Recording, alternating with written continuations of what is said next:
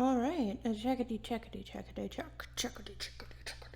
Hey guys, I'm Skylar, Skytana here, and thanks for clicking on my video. Now, you probably already know what we're going to be talking about today because I probably put it in the title if I was smart enough. But, I got a little news to share first. Never in my life did I think that I would do any sort of unboxing ever in my life. Ever. But as I was doing some research over the past few days to find out a subscription, a monthly subscription for like books and stuff, I found myself watching more and more unboxing videos, and I was enjoying it. At least the ones that have to do with books, at least, because like just having the beautiful first look in the book is always really good. So a few weeks ago, I saw ads for this on Facebook, of course, because Facebook knows you and knows what you want. And I subscribed to the Book of the Month packages, monthly subscriptions, where the wonderful people over at Book of the Month pick 5 new release books, or at least newish release books, of varying genres. So you have like realistic fiction, or like horror, thriller, suspense, romance, fantasy. Like, it's all a hodgepodge of a lot of different things. And I thought that I would, give it a try. So my box actually just came in today after weeks of waiting here. Here she is. Here she is. It's all beautiful and blue, a little beat up because the post office is, I would be angry too if I were them. Not getting any funding or anything. That would be make me angry as well, and not want to take care of packages, especially for like bourgeois, something as bougie as a book of the month. So here's the box. I always like how kind of cute things look for that. I didn't bring a knife with me. Let's open this up and see what's inside. I already know what I ordered, but yeah, it's no mystery to me. It's mystery to you.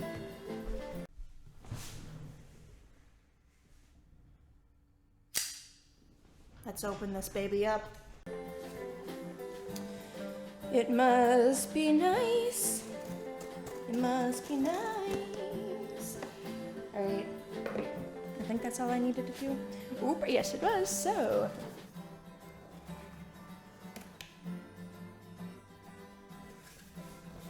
you've got great taste. And of course, here is what it looks like here. They always have the little stamp up here for the Book of the Month Club.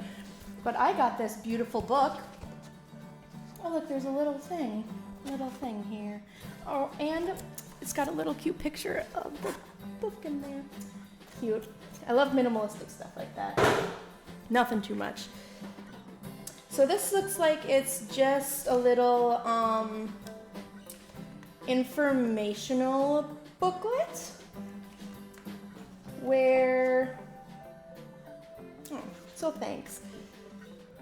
Yeah, we believe in books. We're proud of our mission to help readers discover new books they'll love and to support emerging authors. So very nice, very beautiful of them. Because I'm always looking to broaden my library, expansive library. So this is the book that I decided to get. It's called Valentine by Elizabeth Wetmore. And it's kind of small for me based on like what I'm reading. Like, it is like 1,000 pages. This is probably like a couple hundred. It's got like some nice sized text in there. But let me just read what it's about, see why it caught my fancy. It's February 1976, and Odessa. It's Odessa. I've lived in Texas for 6 months, so I should probably know how to say these things. And Odessa, Texas, stands on the cusp of the next great oil boom. While the townsmen embrace the coming prosperity, its women intimately know and fear the violence that always seems to follow. In the early hours of the morning, after Valentine's Day, 14-year-old Gloria Ramirez appears on the front porch of Mary Rose Whitehead's ranch house, broken and barely alive, after a vicious attack in a nearby oil field. This act of brutality is tied in the churches and barrooms. Somebody help me. I haven't had my coffee yet, that's why. This act of brutality is tied in with the churches and bar rooms of Odessa. See, once I say something one way, I can't say it again. The bar rooms of Odessa before it can reach a court of law. When justice is evasive, the stage is set for a showdown with potentially devastating consequences. Valentine is a haunting exploration of the intersections of violence and race, class, and region in a story that plumbs the depths of darkness and fear, yet offers a window into beauty and hope. Told through the alternating points of view in indelible characters who burrow deep in the reader's hearts, this fierce, unflinching, and surprisingly tender novel illuminates women's strength and vulnerability and reminds us that it's the stories we tell ourselves that keep us alive. So it kind of said that about the little thing they gave us on the Book of the Month's website. Was like, yeah, it's about Texas and the oil barons or whatever, and it's the women who are trying to like fight back and stuff. That was a better synopsis than what they had on the website, and I'm glad that I got this book because it sounds really interesting. I have always read more fantastical fiction. I have just now started to delve into realistic fiction like this. So this is going to be on my next to read list along with the other books that I bought. And after, of course, it.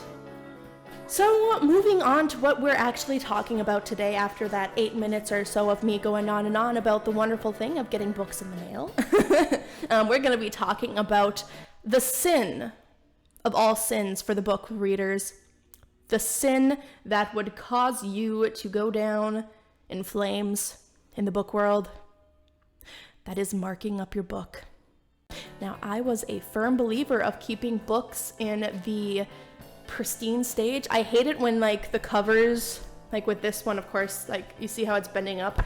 I would hate it when it get like that, like the sides would kind of bend up too and it just get, worn as you're reading them.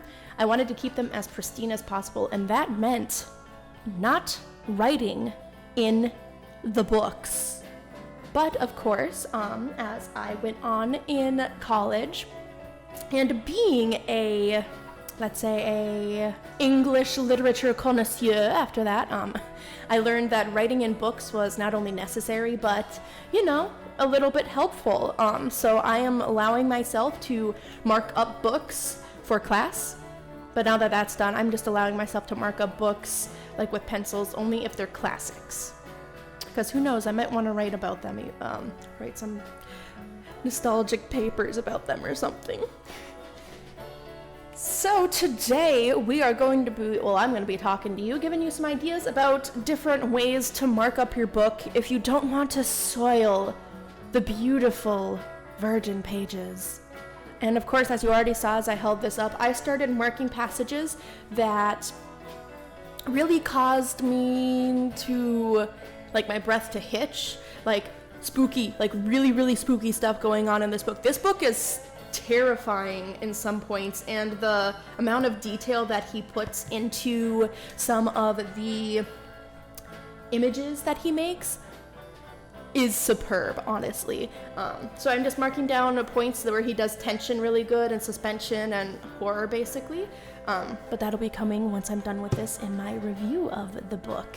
So this isn't one way that you could do it. I thought that these were like little post-it note picky thingies when I got them, but it turned out to be those see-through flags. So flags is one way where you could like kind of see what's underneath it. A good way to mark it up, keep pages in mind and stuff. What I used to do in college, since I didn't like buying flags, I would have like post-it notes and I'd rip them into little skinny flags and like put it on there so I could like write notes on them as well. That's also a good thing and a way to, get you to mark stuff down. I know that some people put flags like underneath, like if they want to talk about this paragraph right here, They'd put the post-it note right underneath the front, the first line, and then write their notes on that as well. I don't like that because then you have to take it off every time you want to go back and read it.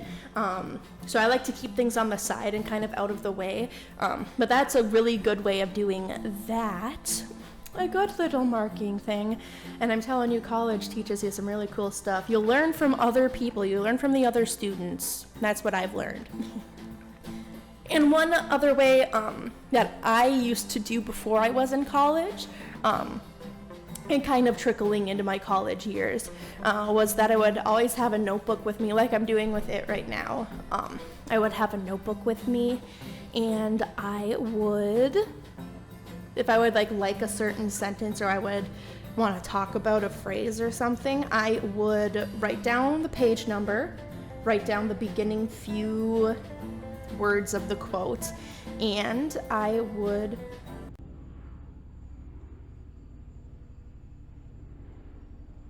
write down the page numbers and then the beginning few words of the quote of the passage, and then I would write down the notes that I wanted to about that. Like I would do interesting, or write down like my ideas, like, oh, what if this means this, or this is showing blah blah blah blah blah, that type of stuff. And one other thing that I started to do in the last few years of my college career, it was actually, I think I only did this in one class. It was my Victorian literature class. And I would, of course, the whole books that I would have, they would be, every line would be underlined because just, I love Victorian literature. Now that I started reading it, I used to not be able to read like a word of it. But of course, once you keep working at reading, you get better. I can't read Middle English. I can't read Chaucer. Chaucer. I don't know. I can't read Middle English. I have to listen to it and follow along with it. But I know if I keep working at it, I'll be able to read it eventually. So one thing that I did in that class, which I guess is just as bad as marking up the lines and like writing in the margins and stuff, is I would mark really, really important parts, especially when I was writing papers about the book. I would mark the important pages with the important passages I wanted to keep going back to by dog-earing the pages. Yeah. But that's like a good cheap way, I guess, of keeping track of important things. If you're going to be marking up the book, it's because you don't have to buy any flags or post-it notes or anything like that. Just like keeping the pages that you want to keep like notable. And plus, maybe that's how I used to keep track. Like that used to be my bookmark when I was like a little kid. Was, that's what everyone did. You dog-eared the pages. And so just seeing the pages like doggy-eared all sitting on top of each other, that just means when I saw it that you had a lot of information that you took out of it, and that's really cool. So I don't look, well, that's of course because I've taken classes that required me to deep read, but I don't, kind of like how I don't mind marking up books now, I kind of don't mind the dog-eat-ear style anymore. I mean, it's all right.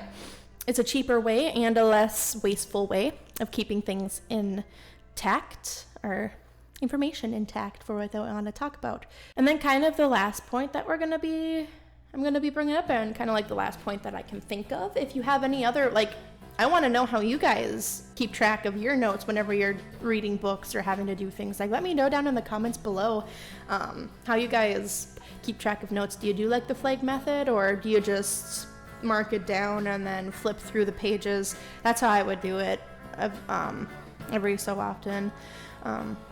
But yeah, because I only came up with a few of them, and I know that there are tons of different ways, because everyone is unique with how they take notes, and that's like really awesome. I'm a nerd like that, where I want to learn how other people take notes. Like I said, I learned that because, I learned the post-it note under the phrase, and then writing your notes down on that post-it note from one of my classmates in one of my classes. I saw who did that. I'm like, that's very interesting and a very smart thing. So let me know how you guys take your notes down in the comments below. Add to my list. So this last one that we're going to be talking about here is, of course, made for the 21st century. You got your phone, take a picture of the page, and then do your notes on there. Highlight it on the picture, do whatever. It's so easy. I haven't done it, but I've definitely done it with notes on the whiteboards before. And that's like, you could do it with the board, why not do it for a book? So if you're really adamant about not marking up books, keeping them as pristine as I used to, this is a very good way of doing it. And it's also a very good way of sharing your notes with other people. Like, if they're interested in it, you could be like, yeah, this is one place that I found really interesting. And then your friend will be like, oh, I didn't even think of that. So I don't know, share them back and forth, kind of be like writing notes on the side. It's just fun. Learning can be fun, folks. Can you tell that I miss school? I don't have anything that I'm doing in life. I need the direction. So anyway, that was kind of a quick little video of like sharing ways of keeping your interest in stuff marked in books without actually completing the total horrible sin of the book reader, marking up those books with a pencil or pen. Pen is the worst because then you can't erase it. That's forever. I hope you guys enjoyed this kind of like sharing that I did here. Let me know how you guys take your notes down in the comments below. And hey, while you're down there, how about you let me know what other kinds of video ideas you want me to try doing? Is there a certain, close reading aspect you want me to cover? You want me to cover any type of certain lenses to read books through? More reading tips, more writing tips? Just let me know down in the comments below, and I'll definitely hit them up. I think I'm going to be sticking to 1 or 2 videos a week now. I kind of like what I did last week, where it was like 1 towards the beginning of the week, 1 towards the end, and then of course my stream on Sunday. It's kind of like a good workload for me, because coming up with this stuff, and it'll give me a chance to read through these books, because even though I'm hitting about 50 to, I'll say 90 pages of this book here per day. I am now on page, let's see, I got through a whole honkin' bit of it, I know. Yep, I hit page 331, so I've got a few hundred pages to go. At least I'm under 1,000 now, so that's good. So I'm going to be reading through that. I want to make up a little review of the book when I'm done with it, but that's not going to be coming for a long while, of course. So I'll think up other ways, other writing things to do. Please leave me your comments down below. Subscribe when you want to see more. And I need to figure out an outro so this isn't as jumbled as it is. Thank you guys, and we'll see you in the next one. Goodbye, everybody.